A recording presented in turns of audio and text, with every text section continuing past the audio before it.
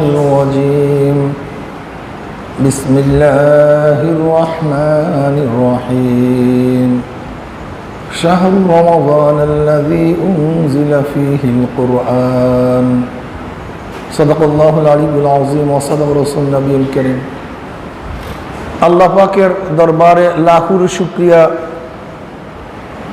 যে মাওলাই কারীম আজও পর্যন্ত এই মুহূর্ত পর্যন্ত আপনাকে আমাকে হায়াতে রেখে সুস্থ শরীরে রোজা রাখার তৌফিক দান করছেন।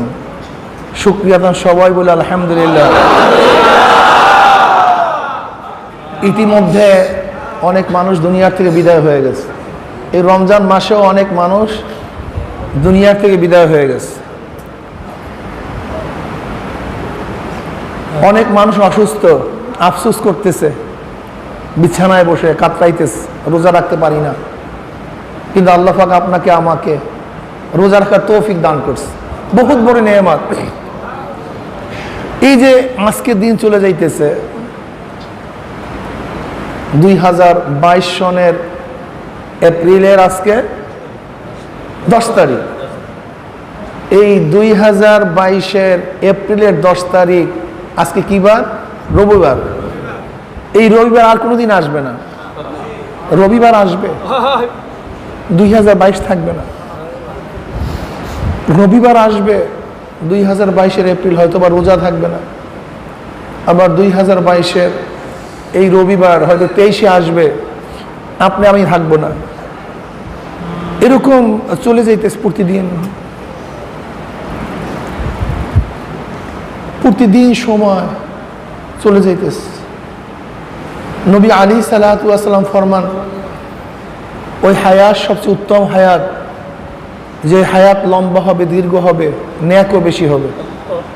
ওই হায়াত নিকৃষ্ট হায়াত, যে হায়াত লম্বা হবে, গুনাহও বেশি হবে।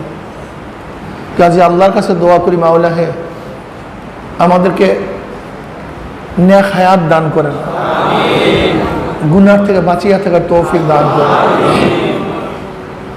কাজে আল্লাহ পাক আজও সুস্থ রেখেছেন, রোজা রাখার তৌফিক দান করছেন, আবার রোজা রাখার পরিবেশে আসার তৌফিক দান করছেন। কত মানুষ রোজা রাখে কিন্তু পরিবেশ নেই, চোখের গুনাহ থেকে বাঁচতে পারে না, কানের গুনাহ থেকে বাঁচতে পারে না, জবানের গুনাহ থেকে বাঁচতে পারে না, গুনাহ হয়েই যায়। কিন্তু আল্লাহ পাক এমন এক পরিবেশে রাখছেন, মনে হয় যেন জান্নাতি পরিবেশ। আপনারা যারা আছেন সবসময় তো ইবাদতের মধ্যেই আছেন, সবসময়। এমনি তো রোজার সময় প্রত্যেকটা শ্বাস নিঃশ্বাসের মধ্যে ইবাদত। রোজা তো সে সবে সাদেক থেকে শুরু, সূর্য অস্ত পর্যন্ত। এর মধ্যে এমন না যে ওই টাইমে আমি রোজা ছিলাম, এই টাইমে ছিলাম না, ব্যাপারটা এরকম না। সব সময় রোজা অবস্থায়, তার মানে সব সময় ইবাদত অবস্থায়। তাকবীরে তাহরিমাত থেকে শুরু করে সালাম ফিরে বাক পর্যন্ত মানুষ কিসের মধ্যে? নামাজের মধ্যে। শুরু তাকবীরে তাহরিমা, শেষ এই পুরো সময়টুকু আমার শুরু সুবহ সাদেক থেকে শেষ ইফতার পর্যন্ত, সূর্যাস্ত পর্যন্ত, এই পুরো সময়টুকু রোজার মধ্যে, ইবাদতের মধ্যে। আপনি ভাবিয়েন না আমি ইবাদত কখনোই খালি, যেহেতু আমি সবসময় ইবাদতের মধ্যেই আছি।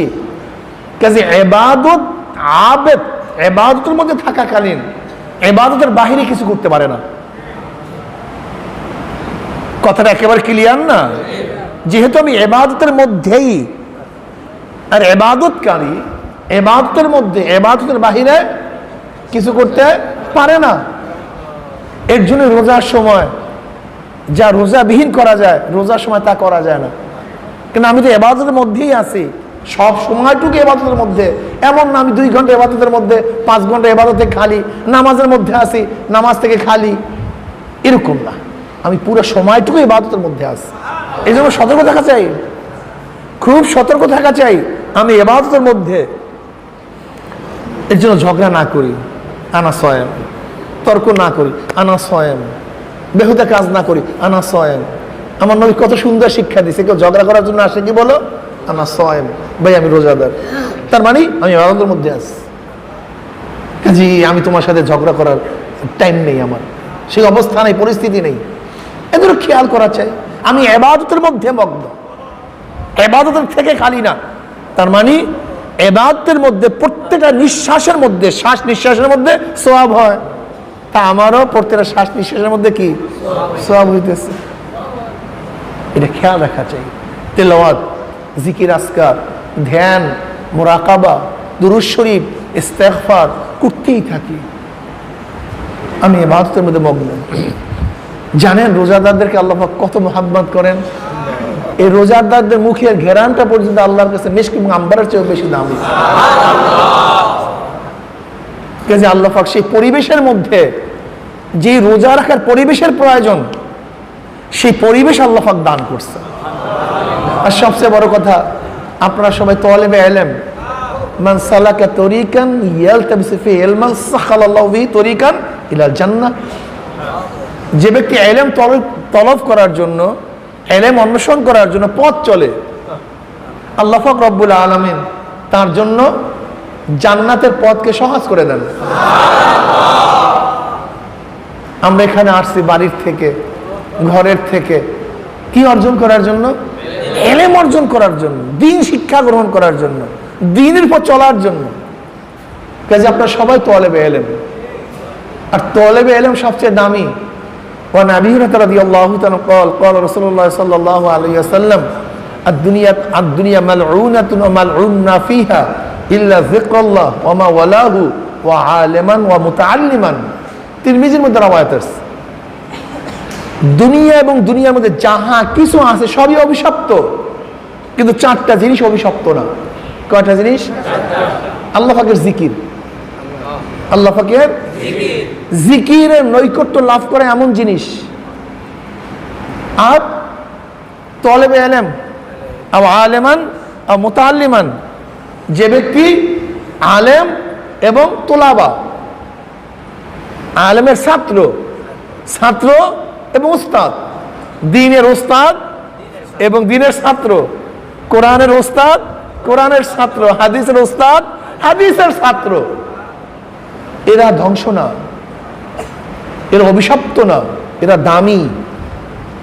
আর দুনিয়া মালউনাতুন ওয়া মালউনুন মা ফিহা ইল্লা যিকরুল্লাহ ওয়া মা ওয়ালাহু ওয়া আলিমান ওয়া মুতাআল্লিমান। কাজে আপনারা সবাই তালেবে ইলম, আপনারা অনেক দামি। আপনাদের জন্যই মাছের, পানির মাছ পর্যন্ত দোয়া করে, আপনাদের জন্যই গর্তের পিপিলিকা দোয়া করে। তালেবে ইলম, তার মানে এটা ভাবিয়েন না যে মাদ্রাসায় ভর্তি হতে হবে। এখানে আসছেন কেন?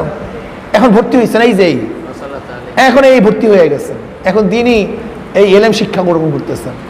তার মানে এরকম না আপনাকে মাদ্রাসায় ভর্তি হতে হবে, রীতিমতো এই পদ্ধতি পড়লেই আপনার তালেবে ইলম না। দিনই যে কোনো ইলম অর্জন করার জন্য আপনি চেষ্টা করাটাই দিন ইলম অর্জনের ফজিলত। কথাটা বুঝাতে পারছি?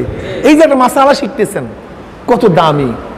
কাজে আল্লাহ পাক সেই পরিবেশ দান করছেন, সেই মাহওয়াল দান করছেন, সবসময় ইবাদতের মধ্যে মগ্ন থাকার তৌফিক দান করছেন। আমি তো মনে করি এই নিয়ামত কিয়ামত পর্যন্ত শুকরিয়া আদায় করলে এই নিয়ামতের শুকরিয়া আদায় করা শেষ হবে না। কাজে আবার বলি আলহামদুলিল্লাহ। রমজান মাস অনেক দামি, আল্লাহ পাক কোরআন নাযিল করছেন জনাব মুহাম্মদ রাসূলুল্লাহ সাল্লাল্লাহু আলাইহি ওয়াসাল্লামের উপরে। জনাব মুহাম্মদ রাসূলুল্লাহ সাল্লাল্লাহু আলাইহি ওয়াসাল্লাম ওহী প্রাপ্তির আগে উত্তম উত্তম স্বপ্ন দেখতেন। আউয়ালু মা বুদিয়া বিহি রাসূলুল্লাহ সাল্লাল্লাহু আলাইহি ওয়াসাল্লাম মিনাল ওহী আর রুইয়া সালিহাতু ফিন নাওম, ঘুমের ঘরে উত্তম উত্তম স্বপ্ন দেখতেন। আর যা স্বপ্ন দেখতেন তাই প্রতিফলিত হইত, যা দেখতেন হুবাহু তাই বাস্তবতায় চলে আসতো। নবী আলাইহিস সালাতু ওয়াস সালাম স্বপ্ন দেখার পরে সুম্মা হুব্বিবা ইলাইহিল খালাউ, নবী আলাইহিস সালাতু ওয়াস সালামের উপরে নির্জনতা পছন্দ করে দেওয়া হলো। তার মানে হুব্বিবা ইলাইহিল খালাউ, নিজে পছন্দ করেন নাই, বরং আল্লাহ পাক রব্বুল আলামিন তার উপরে নির্জনতাকে প্রিয় করে দিয়েছেন। ভাল লাগে না, একা একা থাকতে মনে চায়, জনসমুদ্রে ভাল লাগে না, কোলাহল ভাল লাগে না। যার মধ্যে ইশক এবং মারিফাত চলে আসে তার এই কোলাহল ভাল লাগে না, একা একা থাকতে মনে চায়। আমি আগেই বলছি ঈসা আলাইহিস সালাতু ওয়াস সালাম একদিন এক জায়গা থেকে রওনা করছেন, এক যুবক চিনে ফেলাইছে ইনি নবী ঈসা। বলতেছে, আল্লাহ নবী আমার জন্য একটু দোয়া করেন, আল্লাহ পাক যেন আমাকে এক অণু পরিমাণ আল্লাহ পাকের মুহাব্বত দান করেন। কয় অণু পরিমাণ? এক অণু পরিমাণ। নবী ঈসা বললেন, তুমি এক অণু পরিমাণ মুহাব্বত সহ্য করতে পারবে না, এক অণু মাওলার মুহাব্বত তুমি সহ্য করতে পারবে না। যুবক বলতেছে, তাহলে অর্ধেক আমাকে যেন আল্লাহ পাক তার মুহাব্বতের অর্ধ অণু আমাকে দান করেন। আল্লাহ নবী ঈসা আল্লাহর কাছে দোয়া করছে, আল্লাহ পাক কবুল করছেন। দোয়া কইরা নবী ঈসা আলাইহিস সালাতু ওয়াস সেখান থেকে চলে গেছেন।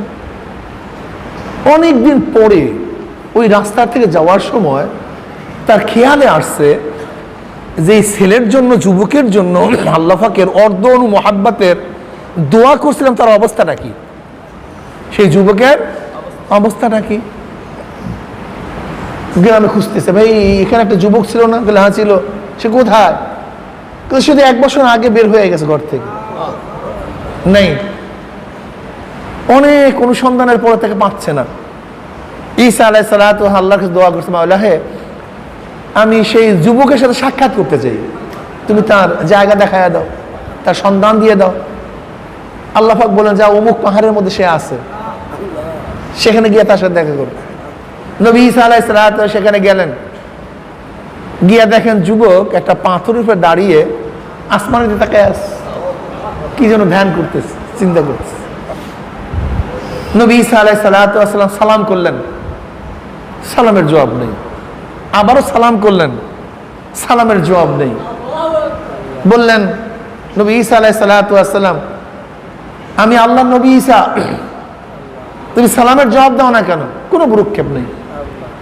এবার আল্লাহ পাক রব্বুল আলামিন নবী ঈসা আলাইহিস সালাতু ওয়াসসালামকে ওহী নাযিল করলেন, ঈসা, যার কলবের মধ্যে আমার অর্ধ অণু মুহাব্বত ঢুকছে, সে আমি ব্যতীত অন্য কাউকে চিনে না, অন্য কাউকে চিনতে পারে না।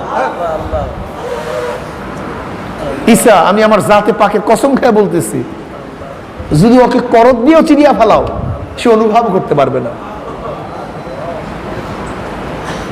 সুম্মা হুব্বিবা ইলাইহিল খালাউ, নবী আলাইহিস সালাতু ওয়াস সালাম একা একা থাকতে পছন্দ করতেছেন। তিনি চলে গেলেন হেরা গুহার মধ্যে, সেখানে গিয়ে ইবাদতের মধ্যে মগ্ন, ইবাদত করতেছেন, ইবাদত করতেছেন। তাআব্বুদুল লায়ালি, কয়েক রাত্র ইবাদত করতেছেন, রাত্র দিন। এখান থেকে চিল্লা কাশি, এই যে চিল্লা কাশি না, 40 দিন চিল্লা, এই চিল্লা হলো কোন এক জায়গায় মুরাকাবার মধ্যে মগ্ন থাকা, ধ্যানের মধ্যে লিপ্ত থাকা, এখান থেকে চিল্লা কাশি। চুপচাপ ধ্যান করা, খেয়াল করা, মুরাকাবা করা, আমাকে কে বানাইলো, কেন বানাইলো, কি অবস্থা, মাওলা পাকের কুদরত নিয়ে চিন্তা করা। দেখেন নবী আলাইহিস সালাতু ওয়াস সালাম তখন ইবাদতের মগ্ন ছিলেন। কি ইবাদত করতেন? তখন নামাজ ফরজ না, রোজা নাজিল হয় নাই, জিহাদের আহকামাত আসে নাই, না যাকাত ছিল। সেই ইবাদতটা কি ছিল? জিকির এবং ফিকির। কি বলেন? জিকির এবং ফিকির। আল্লাহ পাক রব্বুল আলামিন নবী আলাইহিস সালাতু ওয়াস সালামকে যে ইলহাম করতেন, সেই ইলহাম অনুযায়ী তিনি ইবাদতের মগ্ন থাকতেন।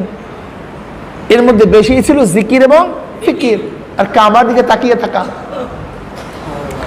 কাবাকে দেখা একটা ইবাদত, সওয়াব। 3 জিনিসের দিকে তাকায় থাকলে সওয়াব হয়। কোরআনের দিকে তাকায় থাকলে সওয়াব হয়। আপনি পড়তে পারেন না, কিন্তু কোরআন খুইলা শুধু অক্ষরগুলি দেখেন আর আফসোস করেন, মাওলা হে আমি পড়তে পারি না, আমাকে তৌফিক দাও, তোমার কালাম। এই দেখে দেখে যদি আঙ্গুলও একজনের সতরের উপরে বুলাইতে থাকে, এ তো সওয়াব। বাপ মার চেহারার দিকে তাকায় থাকলে সওয়াব হয়। শুধু কি সওয়াব, বাপ মার চেহারার দিকে যদি কেউ নেক নজরে তাকায়, তার একটা কবল হজের সওয়াব হয়ে যায়। সাহাবার প্রশ্ন, ইয়া নবী আল্লাহ, যদি 100 বার তাকাই? বলে 100 বার, 100টা। কি বুঝলেন? বাপ মা চিনেন কি জিনিস? হারায় বলিস। দেখেন নবী আলাইহিস সালাতু ওয়াস সালামের ওই মাশহুর হাদিস, নবী আলাইহিস সালাতু ওয়াস সালাম মিম্বারে উঠলেন, হাদিস জানেন আপনারা? বলেন আমিন। দ্বিতীয় পাও রাখলেন, বলেন আমিন। তৃতীয় পাও রাখলেন, বললেন আমিন। সাহাবায়ে কেরাম রিদওয়ানুল্লাহি তাআলা আলাইহিম আজমাইন প্রশ্ন করলেন, ইয়া নবী আল্লাহ, আপনি এরকম করলেন কেন? আপনি এরকম করেন না। বলে, আমি যখন প্রথম পাও রাখলাম, জিবরিল আমার কাছে আসছে, আসিয়া বলে, ইয়া নবী আল্লাহ, ইয়া রাসূলুল্লাহ, যারা আপনার নাম শোনার পরে, হয়তো বা আমার চেঞ্জ হতে পারে, যারা আপনার নাম শোনার পরে আপনার উপর দুরূদ পড়লো না, তাদের উপর আল্লাহ পাক লাআনত। আমি বললাম আমিন। এই নবী আলাইহিস সালাতু নাম শোনার পরে দুরূদ পড়া ওয়াজিব। জীবনে একবার দুরূদ পড়া ফরজ, জীবনে একবার দুরূদ পড়া ফরজ। মাজলিসে প্রথম নবী আলাইহিস সালাতু ওয়াস সালামের নাম শোনার পরে দুরূদ পড়া ওয়াজিব। এই যে মাজলিসে প্রথম বসছেন, নবী আলাইহিস সালাতু ওয়াস সালাম নাম শুনছেন, নাম পড়ছি বা শুনছি, তখন দুরূদ পড়া প্রথম মাজলিসে ওয়াজিব। নামাজের মধ্যে দুরূদ পড়া সুন্নাত। একই মাজলিসে নবী আলাইহিস সালাতু ওয়াস সালামের উপরে বারবার দুরূদ পড়া মুস্তাহাব। যেমন এই মাজলিস পরিবর্তন করি না। মাজলিস বুঝেন তো? মাজলিস মানে কি? অবস্থা, বসা না, অবস্থা। দাঁড়ায় আছেন, পরিবর্তন না হওয়ার পর্যন্ত এটা মাজলিস। শুয়ে আছেন, আপনার জায়গা চেঞ্জ করা রাখ পর্যন্ত এটা মাজলিস। বসা আছেন, এটা চেঞ্জ না করা পর্যন্ত মাজলিস। মাজলিস মানি বসা না, অবস্থা। যেই অবস্থা আছেন, যেমন আমি এখানে আছি, এটা মাজলিস। একবার নবী আলাইহিস সালাম নাম শুনছি বা পড়ছি, দুরূদ পড়ছি, ওয়াজিব শেষ। যদি আবার পরিবর্তন, এখান থেকে সরে গেলাম, এই পাশে আসছি, আবারও শুনছি, আবারও ওয়াজিব। আবারও পাশে গেছি, আবারও শুনছি, আবারও ওয়াজিব। কিন্তু একই মাজলিসে যদি আমরা বসা থাকি আর নবী আলাইহিস সালাতু ওয়াস সালাম নাম বারবার শুনি, তাহলে প্রথম কি ছিল? এরপরে মুস্তাহাব। কিন্তু ইমামে তোহাবি রহমাতুল্লাহ আলাইহি বলেন, ইমামে তোহাবি রহমাতুল্লাহ আলাইহি বলেন, নবী আলাইহিস সালাতু ওয়াস সালাম নাম যতবার শুনবে ততবারই তার উপরে দুরূদ পড়া ওয়াজিব, ততবারই। কারণ তিনি বলেন, জনাবে মুহাম্মদ রাসূলুল্লাহ সাল্লাল্লাহু আলাইহি ওয়াসাল্লামের নাম শোনার কারণে দুরূদ ওয়াজিব। কাজী যতবার শোনা হবে ততবার কি হবে? যেরকম অক্ত তাকরার হওয়ার কারণে নামাজ কি হয়? ফরজ হয়। বুঝেন নাই? সওয়াব তাকরার হওয়ার কারণে মুসাফফাফ কি হয়? ওয়াজিব হয় না? যেমন আমরা যোহরের নামাজ পড়ছি কেন? অক্ত আসছে। আসরের নামাজ পড়লাম কেন? আগামীকাল আসরের নামাজ পড়বেন না কেন? পড়বেন, আবার অক্ত আসছে। তো অক্ত তাকরার হওয়ার কারণে মুসাব্বাবও কি হয়? তাকরার হয়। যেহেতু নবী আলাইহিস সালাতু ওয়াস সালামের নাম শোনা হলো ওয়াজিব হওয়ার কারণ, কাজে যতবার নাম শুনবো ততবারই ওয়াজিব হবে। কে বলছেন? ইমাম তোহাবি রহমাতুল্লাহ আলাইহি। কিন্তু ইমাম কারকি রহমাতুল্লাহ জবাব দেন, না, এখানে সল্লু এই আমর এটা উজুবের জন্য না, এটা হলো মুজমাল, এটা মুজমাল। তাহলে কেন? তাহলে সওয়াব তাকরার হওয়ার কারণে যদি মুসাব্বাব তাকরার হয়, তাহলে যদি নামাজের মধ্যেও মুহাম্মাদুর রাসূলুল্লাহ ওয়াল্লাযীনা মাআহু আশিদ্দাউ আলাল কুফফারি রুহামাউ বাইনাহুম, তখন নামাজের মধ্যে দুরূদ ওয়াজিব। আপনি বলেন, তাহলে তা তো না, তো তখন ওয়াজিব হবে না কেন? সওয়াব তো পাওয়া গেছে। কথা বুঝেন না? এর জন্য ইমাম তোহাবি রহমাতুল্লাহ আলাইহির উপরে ইমাম কারকি রহমাতুল্লাহ আলাইহি বলেন যে না, এটা ওয়াজিব হবে না। এইটাই হলো মাসালা, আমরা যা আগে বলছি।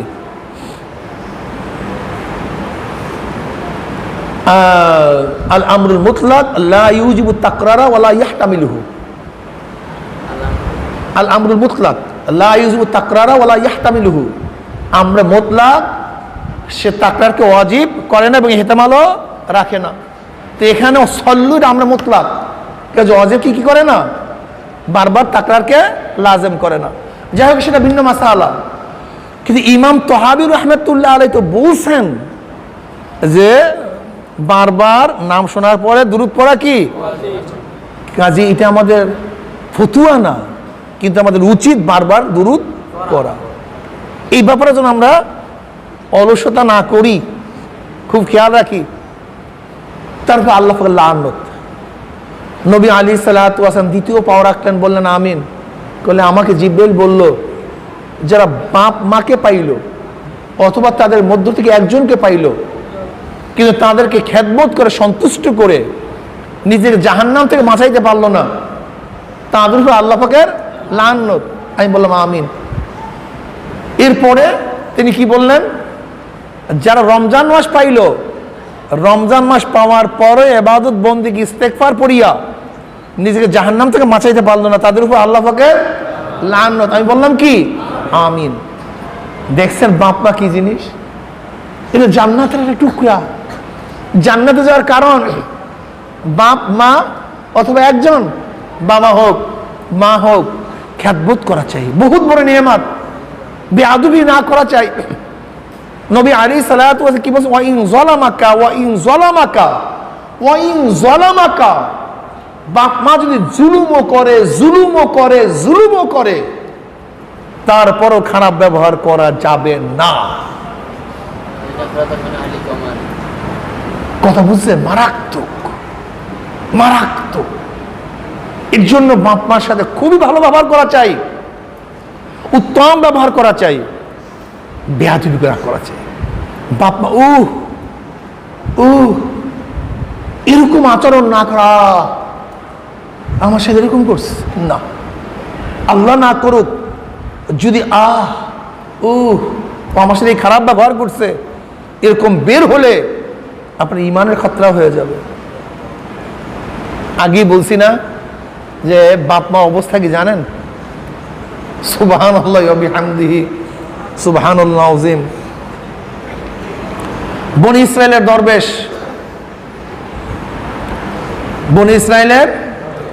দরবেশ নাম মনে আছে তো? কি? জুরাইস। বনি ইসরাইল দরবেশ জুরাইস খুব আবেদ ছিলেন, অনেক বড় আবেদ। ইবাদতের মধ্যে মগ্ন থাকতেন, 24 ঘন্টা ইবাদতের মধ্যে মগ্ন থাকতেন। ঝুপড়ির মধ্যে হুজরা ছিল, ছোট্ট একটা ঝুপড়ি, সেই হুজরার মধ্যে ইবাদতে মগ্ন থাকতেন। তার মা আসে, জুরাইস এদিকে আসো, ডাকস, কিন্তু নামাজরত অবস্থায় ছিলেন, সারা দেন নেই। মা বরদোয়া করছে, আল্লাহ যেন কোনো কুলটা মহিলার দ্বারা তোকে অপমান করায়। দেরি নেই, একটা ডাইরেক্ট কবুল হয়ে গেছে। জুরাইজের মতো আবেদ দরবেশ যে সবসময় ইবাদতের মধ্যেই মগ্ন থাকতো,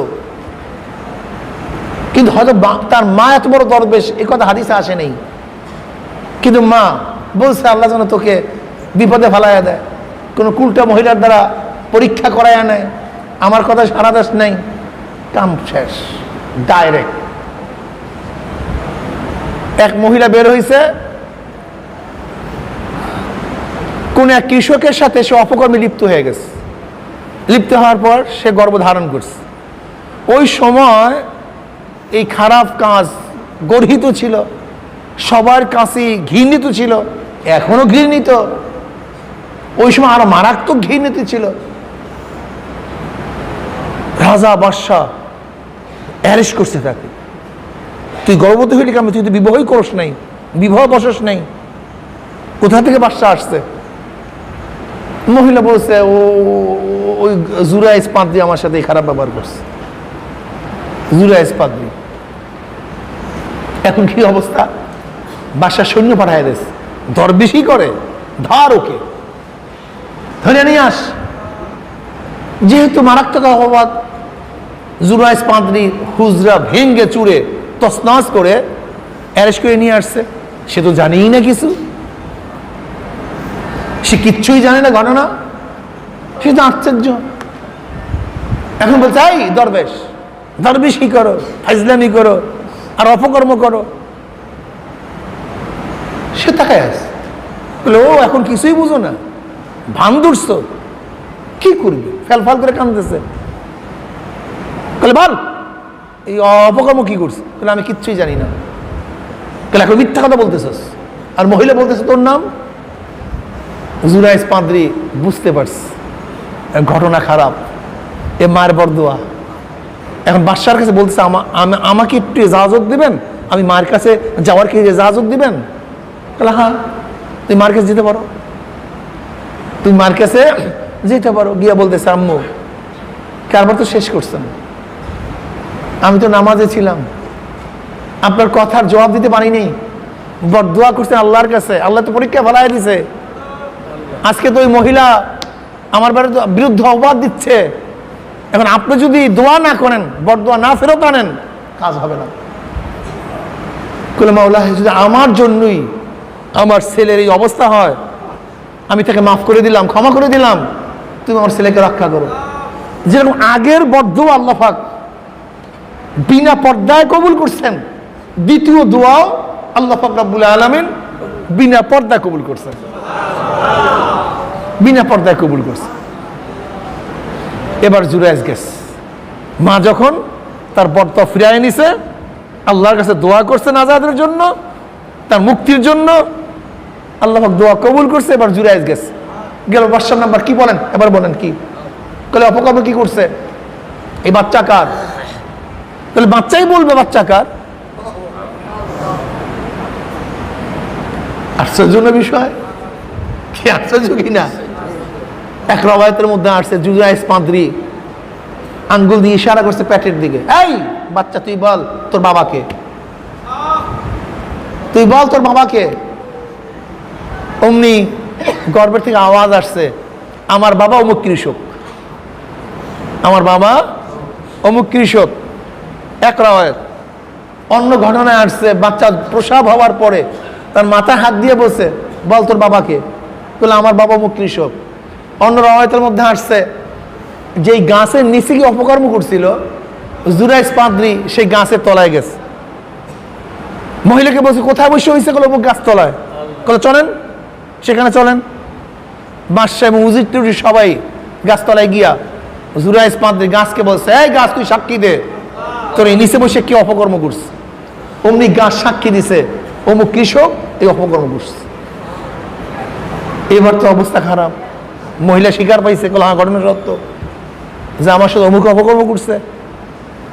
এবার বাদশা মাফ চায়, ক্ষমা চায়, বলতেছে আমি তোমার হুজরাকে স্বর্ণ দিয়ে বান্ধায় দেব, মণিমুক্তা দিয়ে বান্ধায় দেব। বলে মণিমুক্তার স্বর্ণের দরকার নেই, যদি তোমরা পারো তাহলে আমার যেরকম জীর্ণ শীর্ণ হুজরা ভাঙছো সেইভাবে করে দাও, এর বাহিরে আমি কিছুই তোমাদের গ্রহণ করব না। বাপ মা চিনেন? এত বড় আবেদ, এত বড় দরবে, মার বরদোয়ার সামনে দরবেশি এক মুহূর্তের মধ্যে শেষ, সেকেন্ডের মধ্যে শেষ। মারাত্মক বাপ মা। মাইনুদ্দিন চিশতি রহমাতুল্লাহ আলাইহি গর্ব করতেছেন যে আমার একার হাতে প্রায় 1 কোটি মোশেক হিন্দু মুসলমান হয়েছে। তার মা বলতেছে এই গর্ব তো তোমার না, এই গর্ব তো আমার, এই গর্ব তো তোমার না, গর্ব তো আমার। কিভাবে আম্মু আপনার? দেখ মাইনুদ্দিন, আমি উজু ছাড়া তোর মুখের মধ্যে কখনো দুধ দেইনি।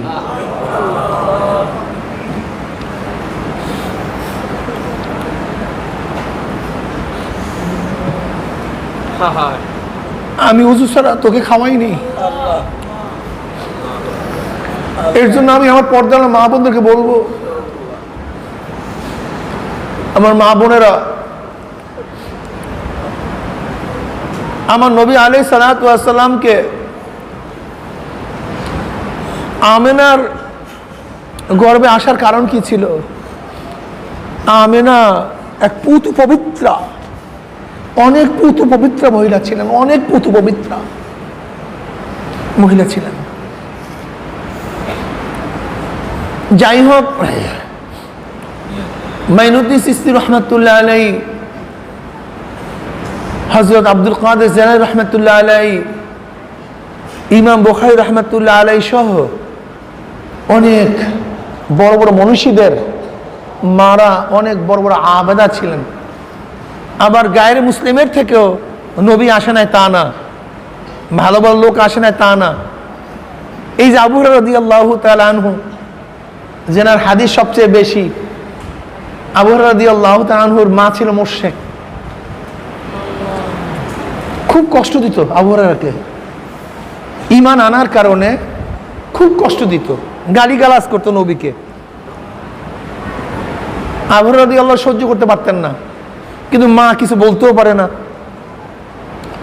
একদিন নবী আলাইহিস সালাতু ওয়াস সালামের কাছে এসে বলে, ইয়া নবী আল্লাহ, আমার মা মুশরিক, সহ্য হয় না, একটু আল্লাহর কাছে দোয়া করেন, আল্লাহ যেন আমার মাকে ঈমান দান করেন, হেদায়েতের মালা পরায়া দেন, হেদায়েত করিয়া দেন, একটু দোয়া করেন।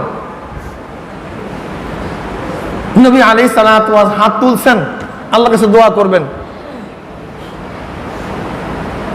আবু হুরায়রা পড়ে দৌড় বাড়ির দিকে দৌড়াইতেছে। এখন মানুষ বলতেছে, এই আবু হুরায়রা দৌড়াও কেন, কি হয়েছে তোমার, পাগলের মতো হয়ে গেছো কেন, দৌড়াইতেছো কেন? পুরো দৌড়। এখন বলতেছে আবু হুরায়রা রাদিয়াল্লাহু তাআলা আনহু, কেউ বলতেছে আবু হুরায়রা কি পাগল হয়ে গেছে নাকি, দৌড়াইতেছো কেন, কি হয়েছে তোমার? বলে আমাকে এই করিও না, বাধা দিও না। নবী আলাইহিস সালাতু ওয়াস সালাম আমার মায়ের হেদায়েতের জন্য হাত তুলছে, দোয়া করবে। এখন আমি এর জন্য দৌড়াইতেছি যেন আমি কি ঘরে আগে পুষি না আমার নবীর দোয়া ঘরে আগে পুষে, এই পরীক্ষার জন্য দৌড়াইতেছি যে কে আগে পুষতে পারে, আমি আগে পুষি না আমার নবীর দোয়া আগে পুষে। আবু হুরায়রা ওয়ায়াত করেন, আমি ঘরে গেলাম, গিয়া সালাম দিলাম, আসসালামু আলাইকুম। অমনি ঘরের থেকে যে জবাব আসছে আমি বুঝতে পারছি আমি আগে বুঝতে পারি নাই, বরং আমার নবীর দোয়া আমার ঘরে আগে পৌঁছে গেছে। আল্লাহ পাক রব্বুল আলামিন তাকে হেদায়েতের নূর দান করছেন, আমি বুঝতে পারছি। এবার আবু হুরায়রা রাদিয়াল্লাহু থেকে বলতেছে, আবু হুরায়রা আমার জন্য পানির ব্যবস্থা করো, একটু অপেক্ষা করো, আসিও না। আবু হুরায়রা রাদিয়াল্লাহু ফরমান, আমি ঘরে গেলাম, দেখি আমার মায়ের চুলের থেকে পানি টপকায় টপকায় পড়তেছে, গোসল করছে। এবার বলে, আবু হুরায়রা আমাকে কলেমা পড়ো। দোয়া মারাত্মক হতে পারে, এরকম হতে পারে। কত মা ইসলাম গ্রহণ করার কারণে ছেলেদেরকে তাড়াইয়া দিছে, নিজের মুসলমান হয়ই নাই, বরং তাড়াইয়া দিছে। হতে পারে, উভয় হতে পারে। কাজে এই কথা ভাবিয়েন না যে মা খারাপ হলে সেখান থেকে ভালো হবেই না, ব্যাপারটা এরকম না, উভয় হতে পারে। আমি কথাটা বুঝাতে পারছি? আবার ধারণা খারাপ করিয়েন না যে আমার মা হয়তো বা দিনদার না, কাজে আমি মনে হয় দিনদার হতে পারবো না, এই ওয়াসওয়াসা না আসে। আবার এই ওয়াসওয়াসা না আসে। হেদায়েতের মালিক আল্লাহ, হেদায়েতের মালিক আল্লাহ। আল্লাহ পাক হেদায়েত দিয়ে দিতে পারেন যে কোনো মূল্যে। বাপ মা অনেক দামি। জনাব মুহাম্মদ রাসূলুল্লাহ সাল্লাল্লাহু আলাইহি ওয়াসাল্লাম কাবা শরীফ দেখতেন, আর কাবা শরীফ দেখলেও কি হইতো, সওয়াব হইতো। এর জন্য হেরা গুহা থেকে কাবা শরীফ দেখতো। তাই কয় জিনিসের দিকে তাকায় থাকলে কি হয় ভাই? কি কি রে? কোরআন, বাপ মার দিকে এবং কাবা শরীফে তাকায় থাকলেও কি হয়? উলামায়ে কিরামদের চেহারার দিকে তাকায় থাকলে সওয়াব, নেককারদের দিকে, এতেও সওয়াব আছে। আমি কথাটা বুঝাতে পারছি? যাই হোক, জনাব মুহাম্মদ রাসূলুল্লাহ সাল্লাল্লাহু আলাইহি ওয়াসাল্লাম সেখানে ইবাদতে মগ্ন ছিলেন। হঠাৎ জিবরাইল আলাইহিস সালাতু আসছেন, আয়েশা বলছে, ইকরা পড়ো, ইকরা পড়ো। তিনি কি বলেন? মা আনা বিকারিয়ান, আমি পড়তে যাই না, আমি পড়তে পারতেছি না, আমার জবান চলে না, আমার জবান চলে না, আমি পড়তে পারি না। ফাখাযানি ফাগাত্তানি, জিবরিল আলাইহিস সালাতু ওয়াস সালাম নবী আলাইহিস ধরলেন, চাপ মারছেন। কি মারছেন? চাপ মারছেন, চাপ। ফারুসালানি, আমাকে ছেড়ে দিছেন। বলে ইকরা, আমি আবার বললাম মা আনা বিকারি, আমি পড়তে পারি না। আবারও ধরলেন, আবারও চাপ মারলেন। হাত্তা বালাগা মিন্নিল জুহদু, এমন ভাবে চাপ মারছেন যে আমার মধ্যে কষ্ট ঢুকে গেছে। এত কষ্ট, শেষ দরজায় কষ্ট পুষে গেছে। আবারও ধরলেন, আবারও চাপ মারলেন, বললেন ইকরা, পড়ো। আমি বললাম আমি পড়তে পারি না। এরকম 3 বার ধরলেন, 3 বার চাপ মারছেন, এরপর ছেড়ে দিয়েছেন। এরপর চতুর্থবার বলে ইকরা, ইকরা বিসমি রাব্বিকাল্লাযী খলাক, খলাকাল ইনসানা মিন আলাক। পড়া শুরু হয়ে গেছে, পড়া শুরু হয়ে গেছে। জিবরিল আলাইহিস সালাতু ওয়াস চাপের কারণে লাকাদ খাশিতু আলা নাফসি, আমার আশঙ্কা হচ্ছে আমি ধ্বংস হয়ে যাব। এটা অতীত, ভবিষ্যৎ, বর্তমান উভয়ের দিকে লক্ষ্য করে হতে পারে। এই তাকরীরের এখানে দরকার নেই। লাকাদ খাশিতু আলা নাফসি ভবিষ্যতের জন্য হতে পারে, বর্তমানের জন্য হতে পারে, অতীতের জন্য হতে পারে। কয়টা বিষয় বুঝাতে পারে, এই বিষয়ে আমাকে বুঝাবার দরকার নেই। এই কথাগুলি নিয়ে যে আয়াতগুলি নাজিল হয়েছে, এই আয়াতগুলি নিয়ে আম্মা জান খাদিজা কুবরা রাদিয়াল্লাহু তাআলা আনহার কাছে নবী আলাইহিস সালাতু ওয়াস সালাম গেলেন, বললেন লাকাদ খাশিতু আলা নাফসি, আমার ভয় হইতেছে, আশঙ্কা হচ্ছে আমি মানে ধ্বংস হয়ে যাব। তখন আম্মা জান খাদিজা কুবরা রাদিয়াল্লাহু তাআলা আনহা তাকে সান্ত্বনা দিলেন, কাল্লা ওয়াল্লাহ মা ইউহজিকাল্লাহু আবাদা ইন্নাকা লা তাসিরুর রাহমা ওয়া তাহমিলুল কাল্লা ওয়া তাকসিবুল মা'দুমা ওয়া তাকরুদ দাঈফা ওয়া তুঈনু আলা নাওয়াইবিল হক। আল্লাহর কসম, আল্লাহ পাক আপনাকে অসম্মানিত করবেন না, বিজিত করবেন না, লাঞ্ছিত করবেন না, অপমানিত করবেন না। কারণ কি? আপনার মধ্যে 5টা গুণ আছে। কয়টা গুণ? কয়টা গুণ?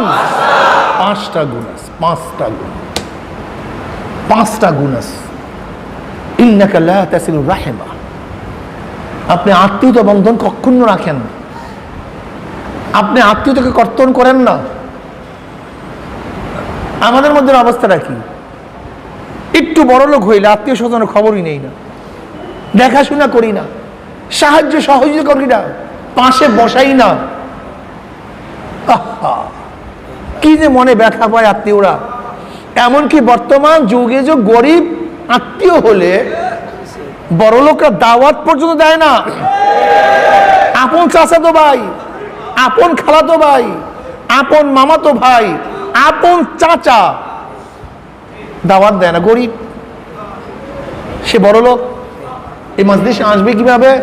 ওরে কপাল পোড়া, ওরে কপাল পোড়া, ওরে কপাল পোড়া। তুমি এই কথা কেন ভাবো না? এ তো আমারই দাদারই অংশ, আমার দাদার অংশ। আমার দাদার 2 সন্তান, একজন আমার বাবা, একজন আমার চাচা। আমার বাবার 3 সন্তান, আমার দাদার একজন আমার বাবা, 5 জন আমার চাচা, 2 জন আমার চাচা, 3 জন আমার চাচা। একই আল্লাহ পাক রব্বুল আলামিন আমাকে ধনী বানাইছেন, তাকে তো বানাইতে পারতেন। আমাকে সম্মানিত করছেন, তাকে তো সম্মানিত করতে পারতেন। কিন্তু আল্লাহ পাকের দয়া মায়া, অরিজিন তো এক, সবই এক, পারতেন। কিন্তু আল্লাহ পাক রব্বুল আলামিন তাকে বানান না, আমাকে বানাইছেন। কাজে শুকরিয়া আদায় করা উচিত ছিল, শুকরিয়া আদায় করা উচিত ছিল। সেখানে শুকরিয়া আদায় না কইরা দাওয়াতই দেই না, আত্মীয়কে দাওয়াতই দেই না। এটা কেমন কথা হলো বলেন তো আমাকে? হ্যাঁ, কথাবার্তা বলি না, পাশে বসাই না, গরিবদেরকে দাওয়াত দেই না, গরিবদেরকে পাশে বসাই না। অথচ তোমাকে মনে রাখতে হবে যে যদি আত্মীয় গরিব হয় তাকে পাশে বসাও, তাহলে ডবল ডবল সোয়াব, ডবল ডবল সোয়াব। আত্মীয়কে সৎকা করলে, আত্মীয় দান করলে ডবল সোয়াব, সেলাই রিমের সোয়াব, দানের সোয়াব। অথচ আত্মীয় তো অক্ষুণ্ণ রাখি না, খুব কঠিন। বাবা, আত্মীয় স্বজনের সাথে ভালো ব্যবহার করিও, পাড়া প্রতিবেশীর সাথে ভালো ব্যবহার করিও, করা উচিত। কি কথা ঠিক না? কিন্তু আমরা করি না।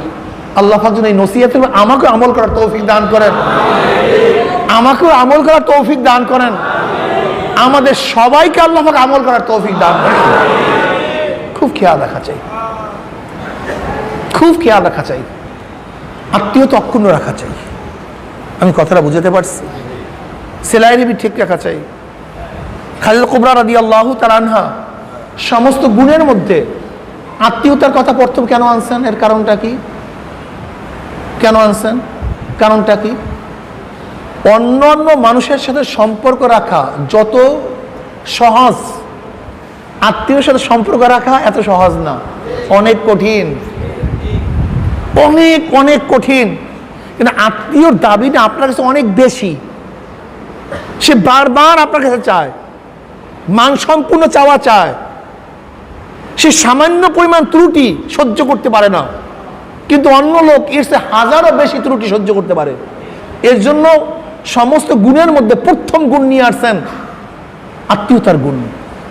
আপনি সেলাই রিহিমিকে অক্ষুণ্ণ রাখেন, আত্মীয়তা বন্ধনকে অক্ষুণ্ণ রাখেন, আমাদেরকে রাখা উচিত। নবী আলাইহিস সালাতু ওয়াস সালাম এত সুন্দর আত্মীয়তার খবর রাখতেন। কেমন? এমন কি হালিমা সাদিয়া রাদিয়াল্লাহু তাআলা আনহার যে আগের ঘরে তার যে বাচ্চা ছিল, তার দুধ ভাই, নবী আলাইহিস সালাতু ওয়াস সালামের দুধ ভাই, তার ব্যাপারও তিনি ছোটবেলায় সতর্ক থাকতেন। কেমন সতর্ক থাকতেন? একটা স্তন পান করতেন, আরেকটা স্তন পান করতেন না। কত বড় সতর্ক আপনি চিন্তা করতে পারছেন? হকের ব্যাপারে কত সতর্ক ছিলেন আমার নবী। আমার দুধ ভাই খাবে কি, কি আদর্শ, কত সুন্দর আদর্শ আমার নবী যে শিক্ষা দিচ্ছেন। আমার নবীর আদর্শ অনুযায়ী কোনো মানুষ চলে, তার দুনিয়াতে কোনো গ্যাঞ্জাম থাকতে পারে? কি সুন্দর, হককে কত সুন্দর রক্ষা করতে আমরা পারতেছি না। কি সুন্দর। এক হাদিসের মধ্যে দেখলাম নবী আলাইহিস সালাতু বললেন, আমি কিয়ামতের ময়দানে আমার বাপ মা আবু তালেব আমার দুধ ভাইয়ের জন্য আমি সুপারিশ করব।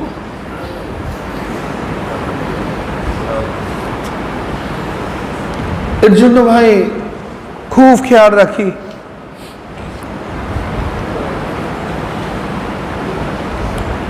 আখলাক, আমার নবীর আখলাক এত সুন্দর আখলাক, আমরা আখলাকে হইতে পারলাম না, চরিত্রটাই গঠন করতে পারলাম না। মিথ্যা কথা বলি, ওয়াদা খেলাফ করি, ধোঁকাবাজি করি, অথচ তোমার আমার নবী ওয়াদা খেলাফ করতেন না, ওয়াদা খেলাফই করতেন না। এক ইহুদির সাথে আমার নবীর লেনদেন ছিল, এক ইহুদির সাথে। নবী আলাইহিস সালাতু ওয়াস সালাম বললেন, ইহুদি আপনি এখানে বসেন, আমি আসি। আপনি এখানে বসেন, আপনি এখানে থাকেন, আমি আসি। ইহুদি চলে গেছে। মুসলমানের সাথে সম্পর্ক না, কিন্তু লেনদেনটা কার সাথে? কে বলছে বসতে এখানে? ইহুদি। মুসলমান না, মুমিন না, খুব ভালো মতো বুঝেন।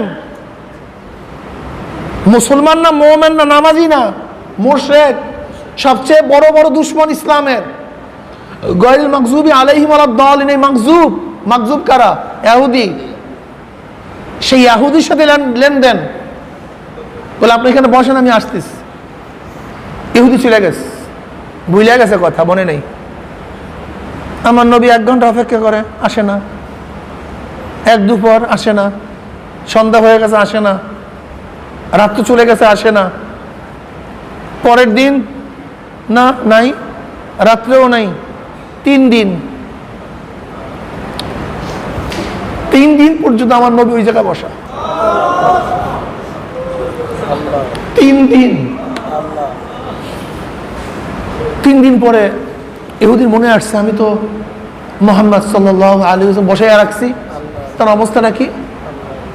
তার অবস্থাটা কি? আসছে, আইসা দেখে আমার নবী সেখানেই আস। আমার নবী দেখার পরে বললেন, তুমি আমাকে এত কষ্ট দিচ্ছ, তাহলে আপনি এখানে বসা, এখনো এখানে বসা। আমি তো বলছি তুমি আসো, আমি এখানে আসি। যদি আইসা না পাও, আমার ওয়াদা খারাপ হয়ে যাবে, আমার ওয়াদা নষ্ট হয়ে যাবে। এক ইহুদির সাথে ওয়াদা নষ্ট না হয় 3 দিন পর্যন্ত একই জায়গায় বসা। আর আমরা মুখটাকে কি মনে করি বলেন তো? এদিকে কি মনে করি বলেন তো? এই মুখটাকে কি বানাইছি আমরা?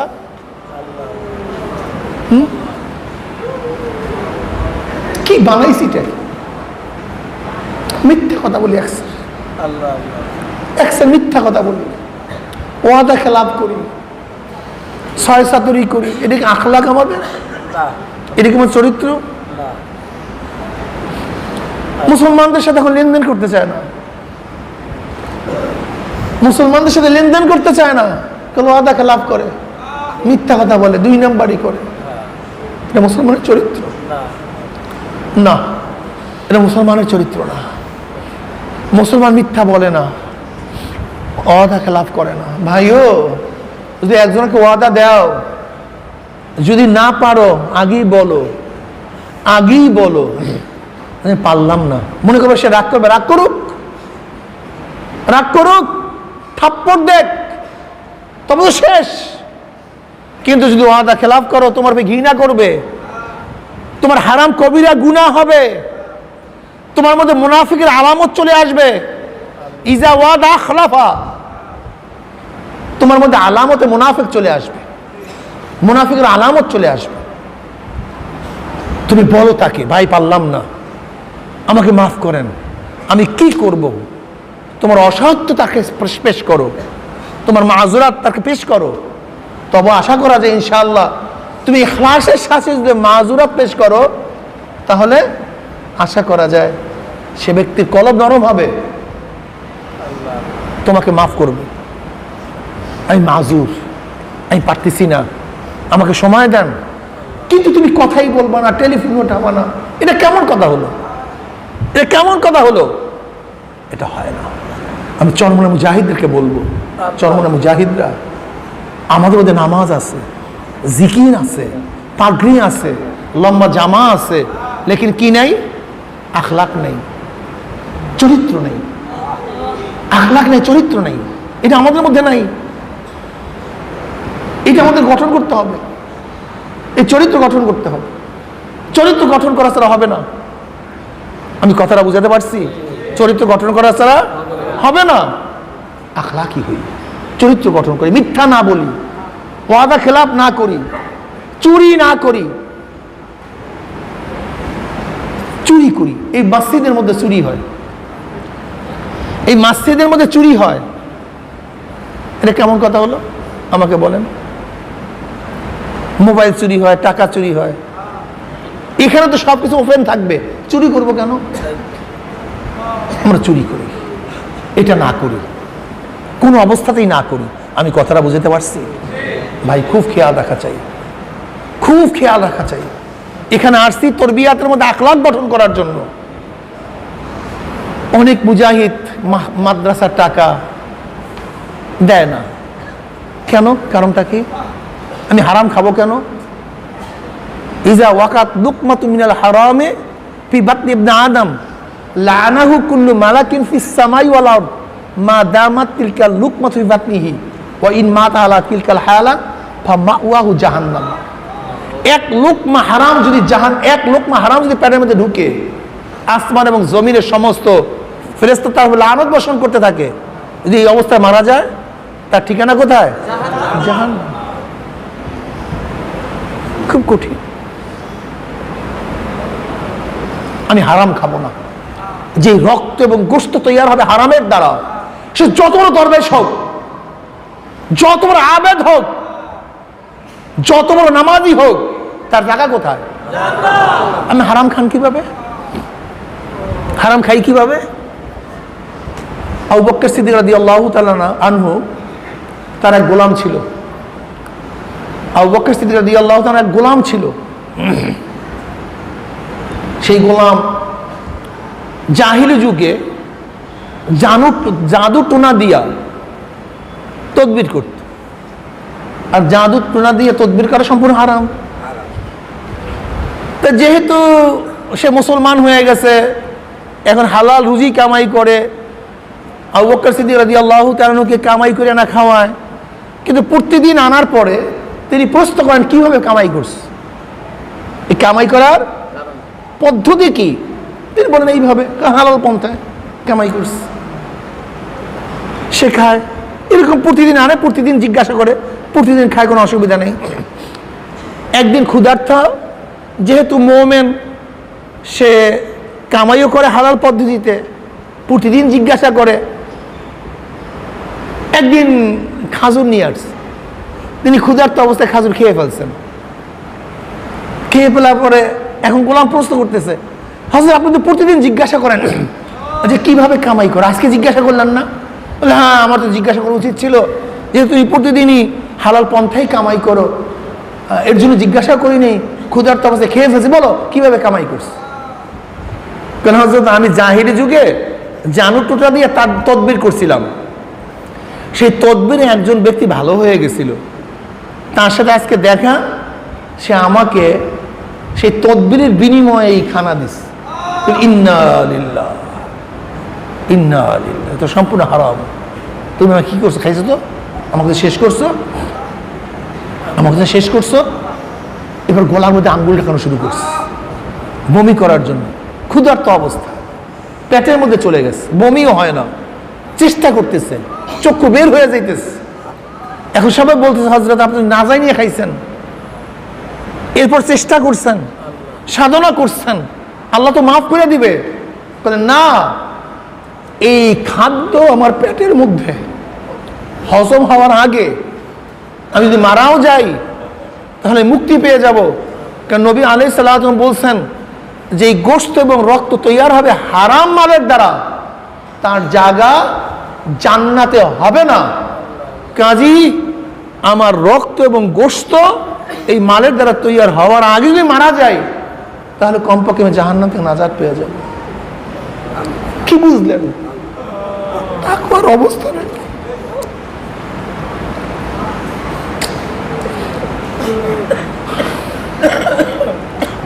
আসলে তারা আল্লাহকে এমন ভাবে ভয় করতেন যে ভয়ের কোনো শেষ নাই, সীমা নাই।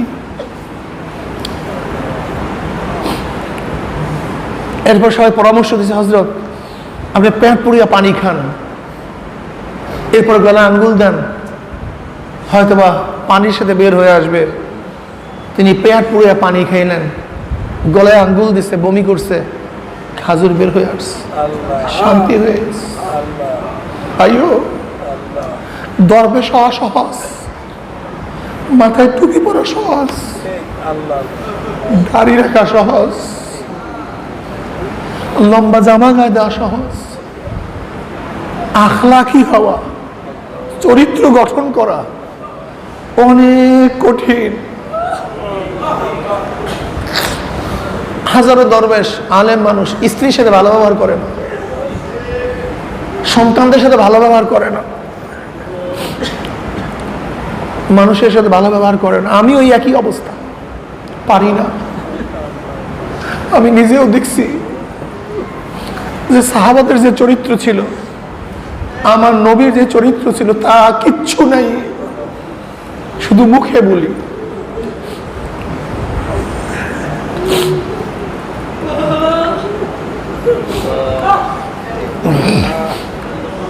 তাহলে বলি কেন?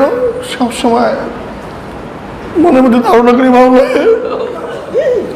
যেই কথাগুলি বলি সেই চরিত্র আমাকেও চরিত্রবান করে দাও।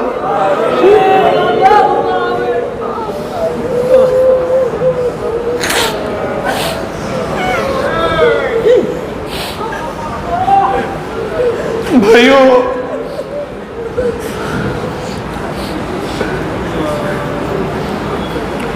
ইন্নাকা লাআলা খুলুকিন আযীম, আমার নবী তো সবচেয়ে উত্তম চরিত্রবান ছিল।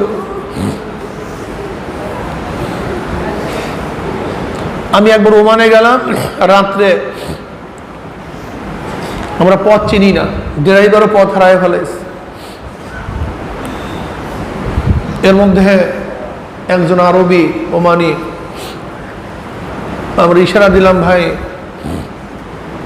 আমরা পথ হারায় ফেলাইছি। সে ওমানি বলছে আসেন আমার সাথে আসেন। সে ওমানি আমাদের রাহনুমাই করতেছে, পথ প্রদর্শন করতেছে।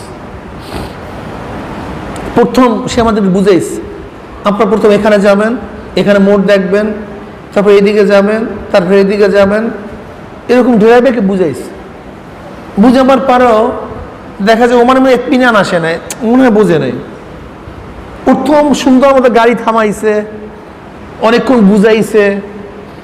বুঝাবার পরে ওমানি চিন্তা করতেছে মনে হয় বোঝে নাই, পথ এখনো হবে না।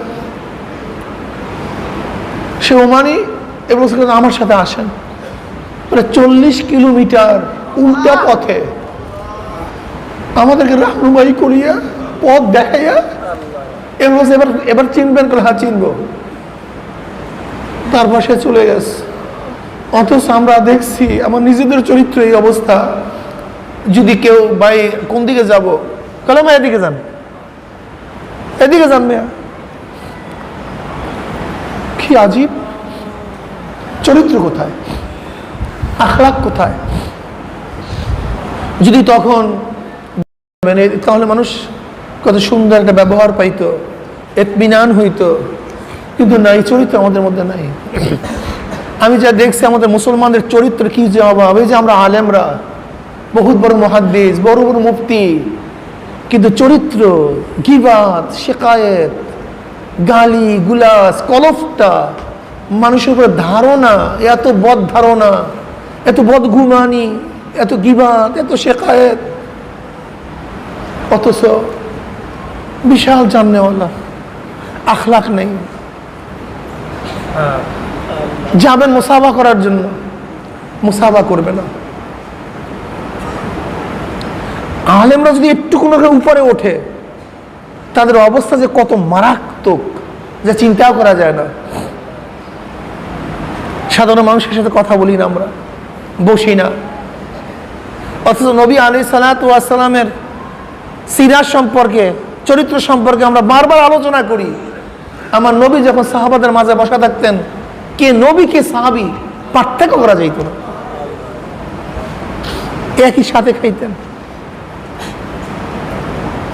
একই সাথে কাজ করতেন। আমি দেখছি আখলাকের, চরিত্র অনেক অভাব, মুরুওয়াত নেই। এর জন্য আমরা মুজাহিদদেরকে বলবো, আখলাকি হই ভাই, চরিত্র গঠন করি, চরিত্র গঠন করি। আমার আদব, আমার তবিয়াত, আমার আখলাক, আমার চলাফেরা, ইকরামুল মুসলিমিন, খেদমতে খালক আমাদের থাকবে। আমি মনে করবো আমি একজন আল্লাহ পাকের মাখলুক, সব আল্লাহ পাকের মাখলুক। আমি যেন মাখলুককে সেবা করতে পারি, খেদমত করতে পারি, মুমিনদেরকে সেবা করতে পারি, খেদমত করতে পারি, আমার দ্বারা যেন কেউ কষ্ট না পায়, খুব খেয়াল রাখি। কথা ঠিক আছে ভাই? এরকম যদি আখলাকি হয়ে যায়, তাহলে এই বিশ্ব আবারও মুসলমানরা শাসন করবে। মুসলমানরা ধ্বংস হওয়ার একমাত্র কারণ আখলাক, অন্য কোনো কারণ না, অন্য কোনো কারণ না, একমাত্র কারণ আখলাক। চরিত্র নাই, চরিত্র শেষ হয়ে গেছে, একেবারে ধ্বংস হয়ে গেছে। একমাত্র ধ্বংসের কারণ আখলাক। কাজে আখলাকই হই, চরিত্রবান হই। জনাবে মুহাম্মদ রাসূলুল্লাহ সাল্লাল্লাহু আলাইহি ওয়াসাল্লাম কত সুন্দর আখলাকি ছিলেন। আবু হুরায়রা রাদিয়াল্লাহু তাআলা আনহু ফরমান, আমি ক্ষুধার্ত, পেটে ক্ষুধা, মসজিদের বাইরে নামলাম,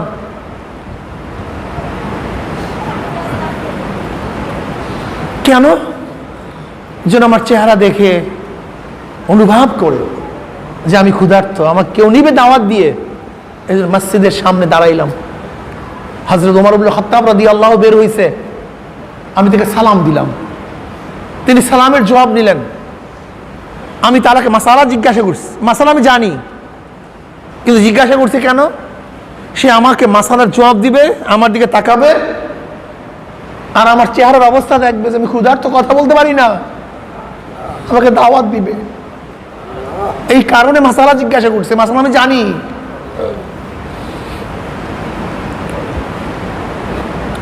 তিনি সালামের জবাব দিলেন, মাসালার উত্তর দিলেন, চলে গেছেন, আমাকে দাওয়াত দিলেন না। আমি বুঝতে পারছি তার ঘরেও আমাকে দেওয়ার মতো, খাওয়ার মতো কিচ্ছু নাই।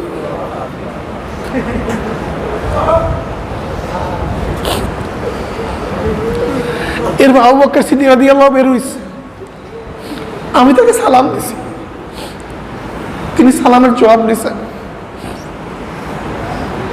একই উদ্দেশ্যে মাসালা জিজ্ঞাসা করছে, আমাকে দাওয়াত দিবে, ক্ষুধা নিবারণ করব। তিনি আমার সালামের জবাব দিয়েছেন, মাসালার উত্তর দিয়েছেন, তিনিও চলে গেছেন, কিন্তু আমাকে দাওয়াত দেন নেই। আমি বুঝতে পারছি তার ঘরেও কিছু নেই। এরপর সরদার দু আলম আলাইহিস সালাতু ওয়াস সালাম বের হয়েছেন। আমার চেহারার দিকে তাকাই বুঝতে পারছেন ক্ষুধার্ত।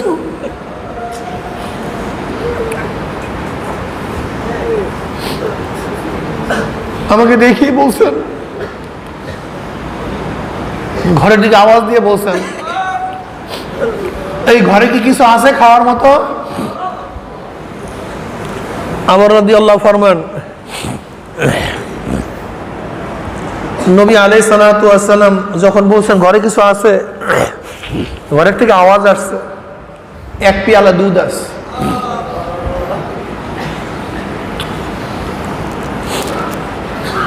নবী আলাইহিস সালাতু ওয়াস সালাম আবু হুরায়রা রাদিয়াল্লাহু তাআলাকে বললেন, আবু হুরায়রা, আহলু সুফফার সবাইকে দাওয়াত দাও, আমার ঘরে আজকে দাওয়াত।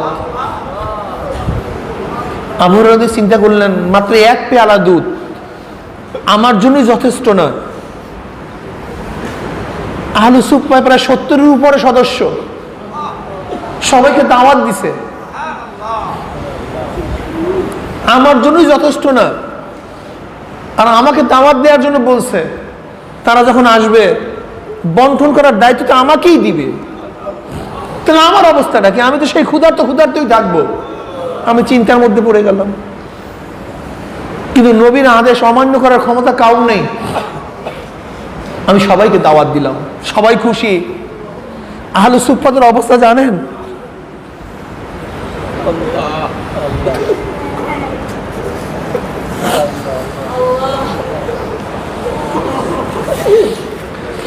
আহলে সুফফার সদস্যদের অবস্থা এরকম, একজনের পরিপূর্ণ কাপড় ছিল না, কোন সদস্যেরই পরিপূর্ণ কাপড় ছিল।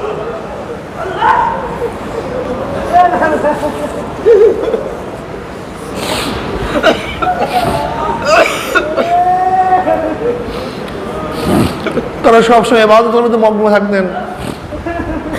তাদের খাওয়া পড়ার দায়িত্ব আমার নবীর উপরে বর্তাইত, নবীর উপরে ছিল। আমার নবী তাদের খাওয়া দাওয়ার দায়িত্ব পালন করতেন। নবীর কাছে হাদিয়া আসতো, সেই হাদিয়ার থেকে তাদেরকে খাওয়াইতো। যেহেতু অনেক সময় ক্ষুধার্ত অবস্থায় কাটাইত, নবীর ঘরের দাওয়াত, সবাই খুশি। আবু হুরায়রা রাদিয়াল্লাহু ফরমান, তখন সংখ্যা 70-এর উপরে, সবাই বসছে। নবী আলাইহিস সালাতু ওয়াস সালাম দুধের পেয়ালা নিয়ে আসছেন। আবু হুরায়রা রাদিয়াল্লাহু ফরমান, আমার ধারণা অনুযায়ী নবী আলাইহিস সালাতু ওয়াস সালাম আমাকেই বলেন, আবু হুরায়রা বন্টন করো। আমি বন্টন করা শুরু করলাম। একজন সাহাবীর কাছে নিয়ে গেছে, তিনি পেয়ালা থেকে দুধ পান করছে, পেট পুরোয়া দুধ পান করছে। আবু হুরায়রা রাদিয়াল্লাহু ফরমান, ওই সত্তার কসম যার কুত্রের হাতের মধ্যে আমার জীবন, সাহাবী পেট পুরোয়া পেয়ালার থেকে দুধ পান করছে, কিন্তু এক ফোঁটা দুধও পেয়ালা থেকে কমে নেই। আমার কাছে পেয়ালা ফেরত দিছে, আমি পেয়ালা নিলাম। দ্বিতীয় ব্যক্তির কাছে গেছি, তিনি সেখান থেকে দুধ পান করছে, পেট পুরো দুধ পান করছে, কিন্তু এক ফোঁটা দুধও কমে নেই। তৃতীয় ব্যক্তির কাছে গেছে, সেও দুধ পান করছে, পেট পুরো দুধ পান করছে, এক ফোঁটা দুধও কমে নেই। এরকম করতে করতে সমস্ত সদস্যদেরকে দুধ পান করাইস, দুধ কমে নেই। এবার নবী আলাইহিস সালাম বললেন, আবু হুরায়রা দুধ পান করো। ক্ষুধার্ত অবস্থা, এক চুমুকি পেট পুড়ে ফেলাইছি। এবার আবু রাদিয়াল্লাহু তাআলাকে নবী আলাইহিস সালাতু ওয়াস সালাম বললেন, আবু হুরায়রা আমি পেয়ালা ফেরত দিলাম, কিন্তু তিনি বললেন আবারও পান করো। আমি বললাম, ইয়া নবী আল্লাহ, পেটে তো জায়গা নাই, তাহলে আবারও পান করো। আমি আবারও পান করলাম, পেয়ালা ফেরত দিলাম। নবী আলাইহিস সালাম বললেন, ইয়া আবু হুরায়রা আবারও পান করো। আমি বলি, ইয়া নবী আল্লাহ, জায়গা তো নাই, তাহলে আবারও পান করো। বুখারীর মধ্যে রওয়ায়াত আসছে, আবু হুরায়রা বলেন আমার পেট উঁচা হয়ে গেছে। পেট এরকম পেট পুরো এত খাইতেন না, উঁচা হয়ে গেছে। আবু হুরায়রা বললেন, যতই পান করছি কিন্তু দুধেরই জায়গায় এক ফোঁটা দুধ কমে নেই। এবার নবী আলাইহিস সালাতু ওয়াস সালামের কাছে পেয়ালা ফেরত দিলাম। এরপরে নবী সেখান থেকে দুধ পান করলেন। আমাদের সবাইকে দুধ পান করাইছেন। তারপরে নবী আগে সবাই ক্ষুধা নিবারণ করছেন, তারপরে নিজে। ভাইও, চরিত্র গঠন করা অনেক কঠিন। আল্লাহ যেন আমার মধ্যে এই তবিয়ত দিয়া দেন, আমাকে এই তবিয়ত দিয়া দেন।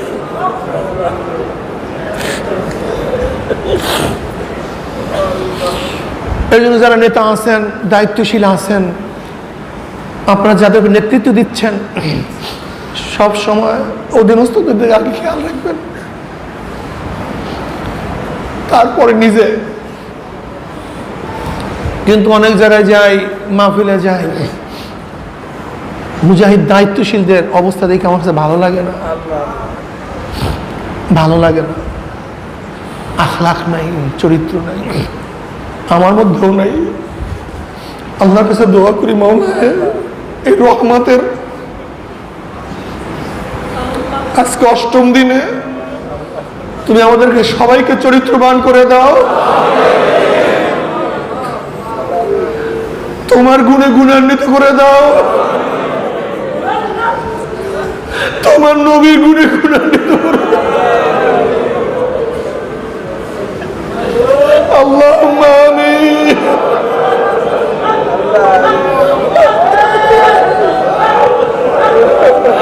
আল্লাহুম্মা আমিন। আল্লাহ তুমি মাফ করে দাও, ক্ষমা করে দাও। আল্লাহ ক্ষমা করে দাও, আল্লাহ ক্ষমা করে দাও। গুনাহ করছি, ক্ষমা করে দাও। গুনাহ করছি, মাফ করিয়া দাও। গুনাহ থেকে বাঁচিয়া থাকার তৌফিক দিয়া দাও। আল্লাহ তোমার গুণে গুণান্বিত করে দাও, তোমার নবীর গুণে গুণান্বিত করে দাও। আল্লাহ যেই কথাগুলি বলছে তার উপর আমল করার তৌফিক দিয়ে দাও।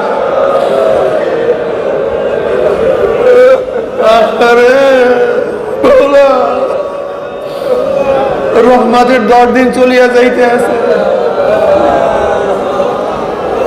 জানি রহমত পাইলাম কি পাইলাম না। আল্লাহ জানি রহমত পাইলাম কি পাইলাম না। আল্লাহ জানি রহমত পাইলাম কি পাইলাম না। আল্লাহ গোটা দুনিয়ার উপর রহমত নাযিল করো। আল্লাহ গোটা দুনিয়ার উপর রহমত নাযিল করো। গোটা মখলুকাতের উপর রহমত নাযিল করো। গোটা মুসলমানদের উপর রহমত নাযিল করো। গোটা মুমিনদের উপর রহমত নাযিল করো। আমাদের আওলাদদের উপর রহমত নাযিল করো। পরিবার পরিজনের উপর রহমত নাযিল করো। মাওলা আমাদের ভাতিজা আহমদ অসুস্থ, সেবায় কামিলা দান করো। আমার মেজ ভাই অসুস্থ, সেবায় কামিলা আজম নসিব করো। আমাদের পরিবারে অনেকেই অসুস্থ, পরিপূর্ণ সুস্থ করে দাও। স্বামী পরিবার সুস্থ করে দাও। আমাদের আওলাদদেরকে তোমার খাস গোলাম বান্দা হিসেবে কবুল করে নাও। আল্লাহ এখানে যারা আছি সবার খাস রহমত নাযিল করো। আল্লাহ যতদিন জিন্দা ইসলামকে জিন্দা রাখিও। যখন শেষ ডাক দেবে ইমানের সাথে ডাক দিও। মাওলা রে যতদিন জিন্দা রাখবে ইসলামকে জিন্দা রাখিও। যখন শেষ ডাক দেবে ইমানের সাথে ডাক দিও। আল্লাহ গুনাহ তো মাফ না করে ডাক দিও না।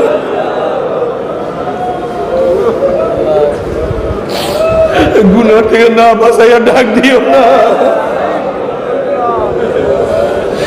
তোমার ওলিদের নামের মধ্যে আমাদের নামটা উঠাইয়া না। আল্লাহ তোমার ওলিদের নামের মধ্যে আমাদের নামটা উঠাইয়া না। আল্লাহ জেহের শক্তি বাড়াইয়া দাও। সহি ইলম অর্জন করার তৌফিক দিয়া দাও। সহি আমল করার তৌফিক দিয়া দাও। আল্লাহ যত মুমিন মুমিনাত মুজাহিদরা কবরে শুয়ে সবাই কবর আযাবকে চিরতরে মাফ করে দাও। খাস আমাদের শায়খ ও মুর্শিদের কবরকে জান্নাতের বাগিচা বানাও। মা দাদা সহ তামাম দুনিয়ার মাশায়েখদের মা পাক জান্নাত মধ্যে বুলন্দ করে দাও। রব্বির হামহুমা কামা রাব্বায়ানি সগীরা। وصلى الله تعالى على خير خلق محمد وآله وصحبه وأزواجه وأتباعه أجمعين وارحمنا برحمتك.